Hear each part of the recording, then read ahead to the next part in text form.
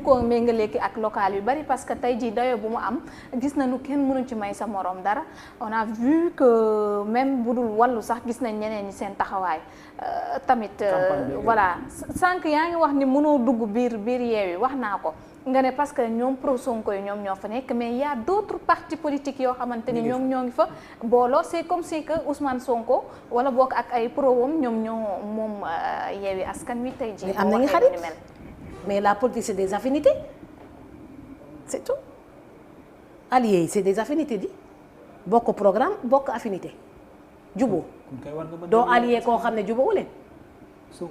léegi di Yewwi loo leen jotee ci problème Sonko Adji Sarr bi ba non c'était avant Adji Sarr quand il y avait ce problème c'était lors des ci coronavirus bi quand il avait dit que écoute moom léegi dem na tëddi nelaw recevoir nañ ko waaye moom day dem tëddi nelaw seetaan ma ne ko amuloo droit seetaan sensibilise boobu coronavirus mi ngi saf-saf waaw ba ñu demee palais waaw bi ñu demee palais après loolu la wax un mois il avait juste critiqué et il a dit je vais dormir parce que def na li ko war maintenant voilà parce que su demoon ñu gaañu ko mais moom dégguma benn yoon fu mu waxee ak yow wala non dafa wax loolu après ma commenté ma ne ko amul droit parce que moom quoi qu'on dise am na mbooloo léegi mbooloo boobu dañu war a sensibiliser rek pro Sonko koy commencé comme que j'étais na ma ko attaqué nii rek ñu commencé attaqué ma fa la mère ma ne ko c'est un dresseur de chien méchant qui aboie dans les réseaux sociaux oui dresseur de chien méchant qui aboie dans les réseaux sociaux mooy ñiy saaga yéen c'est soo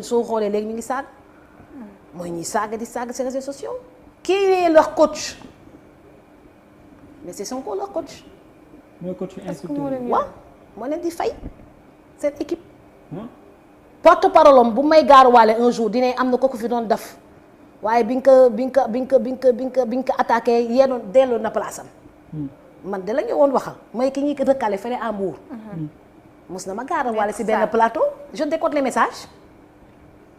est-ce que yow la doon waxal. ma ne man la doon waxal. donc léegi su ko bu ko defee ma ne boo kon yëg ngeen lu xew lépp ok. on est à l'intérieur on a des gens qui disent carrément qu'on les paye. mais est-ce que Ndella bëggoo xeex rek ak Ousmane Sonko parce que ku xeex ak Ousmane Sonko di nga am benn doole bi nit ñi dinañ la seetaan di nga am aussi. non il faut dans l'histoire naturelle du Sénégal dans l'histoire du Sénégal. waaw Ndella Madior a été la première personne à attaquer frontalement Ousmane Sonko bu ma pro Sonko yi attaqué loolu il faut le retenir. laataa muy bokk ci ñi nga xam ne ñoom nga gën a fan. gën a fan c'était en 2019 c'était en 2017.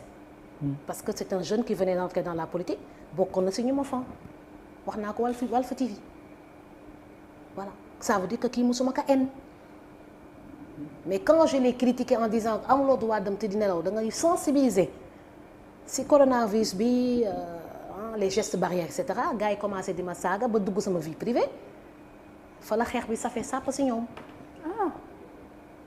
parce que ñoom ñoo dugg sama vie privée ñoom ñoo waxu Sada Kane léegi ma ne ko Adji Sarr dafa ne Sada Kane ma ne ko Adji Sarr après le problème Adji Sarr doog a ñoom si laa leen léegi sama ak moo leen dal ndax fi nga ma doon orienté ak loolu la ñu dund ñoom. da nga jàpp di sa mère moom moo leen topp. ma ne man maa ne sama ak moo leen dal. ci ban côté ak. sama ak rek moo leen dal dañ ma doon sonal rek léegi am na lu leen doy. moo tax ñu problème Adji Sarr bi doy na leen moom. nga wëlbatiku fa ne ñu continuer li nga doon wax c'est important oui. li nga doon wax c'est important. ak moo leen dal di am talatu ñu Ndella Madior di am na lu leen dal de. yow tam nga topp ci ne génn Adji Sarr génn nga ne sa doom la yow tamit. fii laa ko waxee. waaw te muy dëgg. du sama doom. kon xeex bi moom ngay continuer. Adji Sarr kay mën naa ko jur sama doom am na 28 ans. Adji Sarr amul 28 ans. soo jubóowoo kenn jubóowu nit tey jii mu am problème ak nit nga ñëw génn nga ne da ngay soutenir cette femme et puis dire que sa doom la tey jii est-ce que du yow yaa yokk ci xar mi karaw. non jigéen bi ñu toj gisoon ma défendre jigéen. waaw jabaru Mbaye Pay. Falla Pay. man du ma ragal de. mais est-ce que duy baax parfois. j'ai défendu fu jigéen taxaw. dinaa xool Adji Sarr jamono ji nga koy défendre ñu kenn ñemewu ko défendre de. ndax yàlla. est-ce que nekkul boobu ay organisation de kii dara amu fa. di fii suñu émission mooy inspiré ñu bëri. waaw. suñu émission mooy inspiré ñu bëri nit yi commencé ñeemee wax nag rëy làmmiñ mais bu muy sàpp la ñuy wax Adji Sarr c'est ma fille mais je parlerai pas tant que gisuma grossesse. di loolu laa fi wax. du ma si sori tant que gisuma grossesse loolu laa wax. viol suivi de grossesse su amee nag dossier bi intéressant. mais tant qu'il s'agit d'un simple viol. c'est pas encore intéressant. loolu laa wax keroog. waaw. taal boobu laa sotti keroog. wax bu rëy. taal boobu de laa sotti si furno bi. ëmb de lay xaar ak doom. waaye su ko doom ba génnee. ndaw film. film la bonne façon film.